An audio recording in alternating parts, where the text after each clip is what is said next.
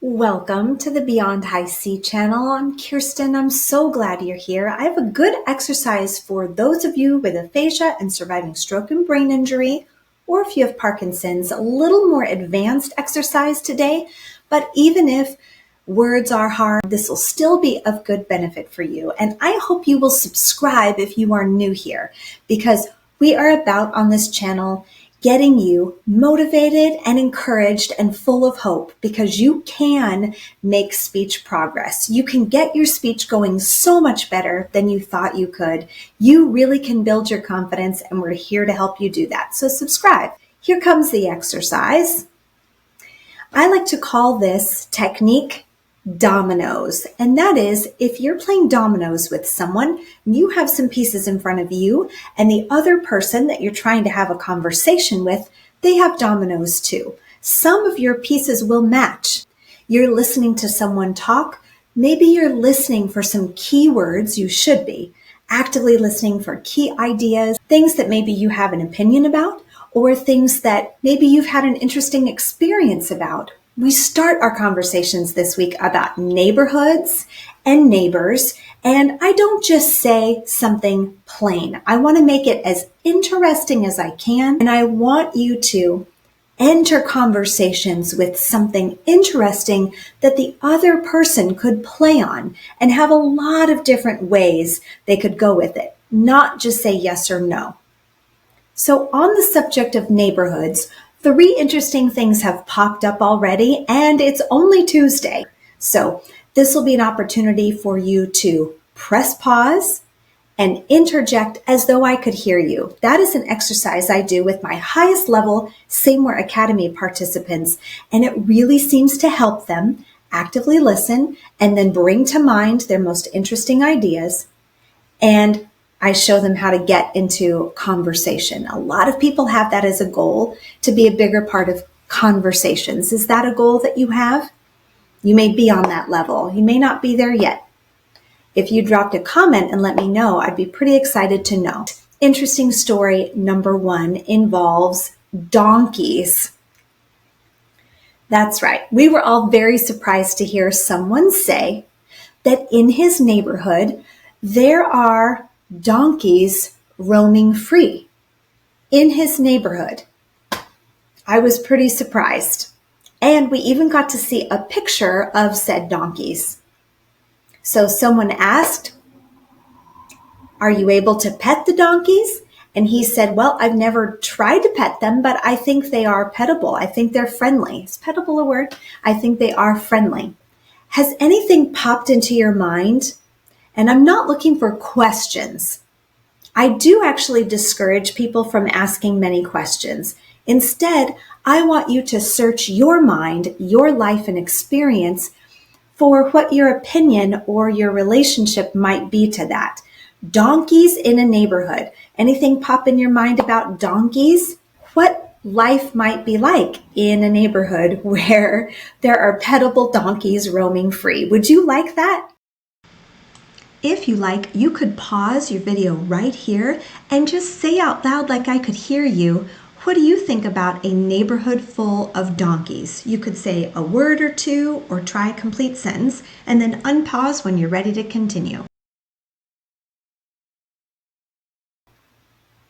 Maybe you want to give me a donkey's thumbs up or something in the comments. Would you? I think I would love to live in a neighborhood like that. I love animals, big animals. I wouldn't be afraid to go up and pet donkeys, and I would enjoy seeing them around. I don't know about you. You could say the word donkey, donkey, donkey. You could say the sentence, "I like animals, I like animals, I like animals."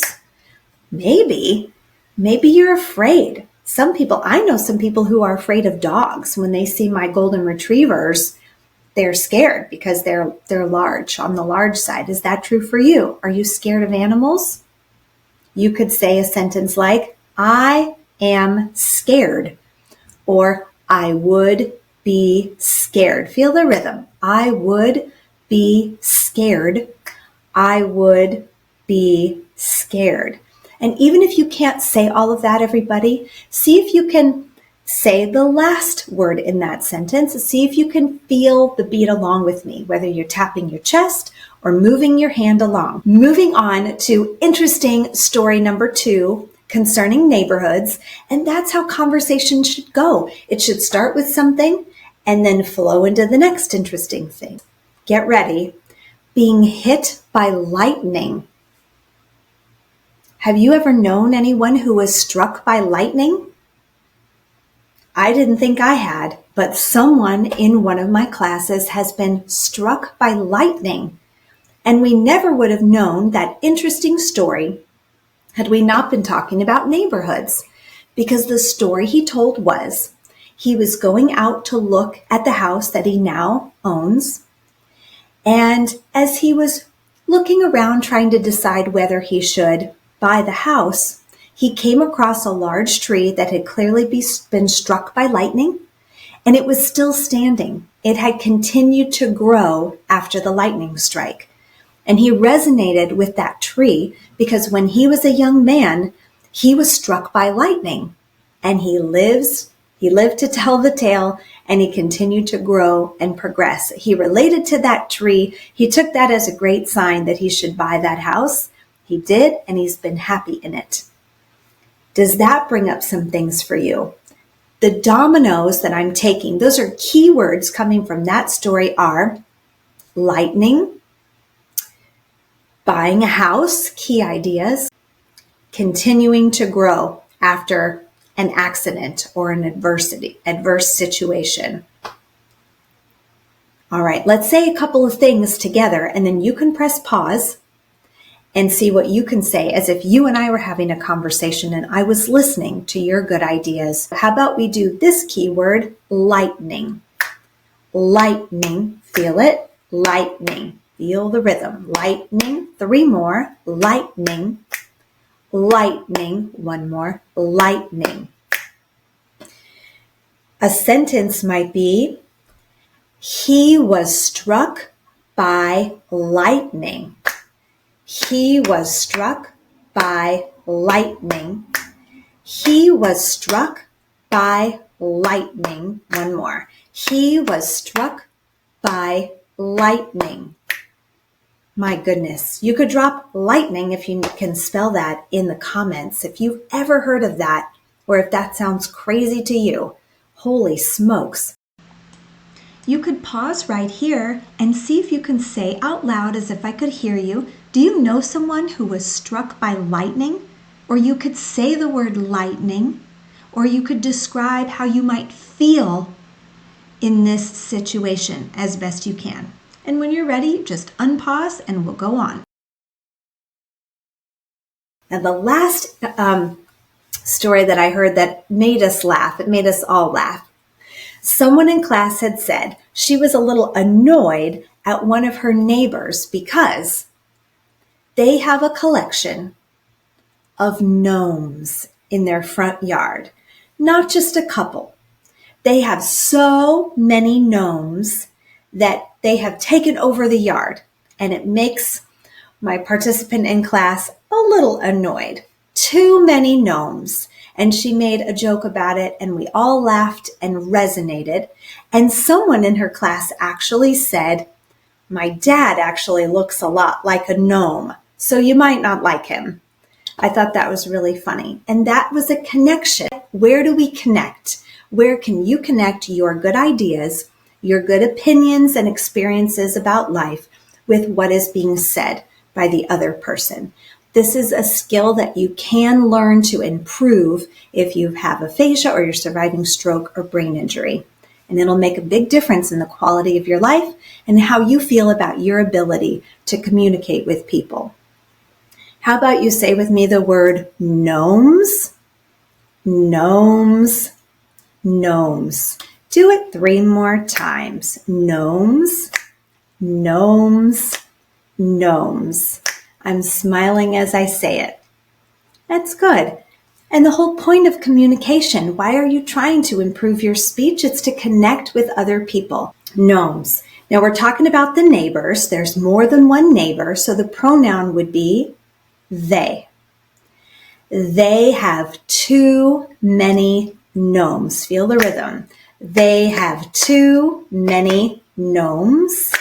They have too many gnomes. They have too many gnomes. One more. They have too many gnomes. You could pause right here if you want and give me your opinion out loud like I could hear you. Do you like gnomes? Is there such thing as too many? Would you be annoyed? Do you find it funny? Do you know someone who has too many decorations outside their house? Press unpause when you're ready to finish this video. Whether or not you paused, I hope this gives you a sense of how you can be actively listening and searching your mind for something interesting to say back, to be a part of the conversation and keep it going.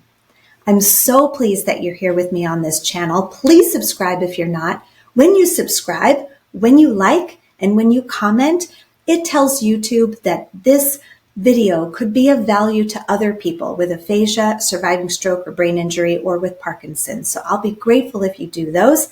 I'm really pleased that you're here. I hope you'll check out the pinned comment down below and come see how we help you in Say More Academy if you're a little more advanced or you're not.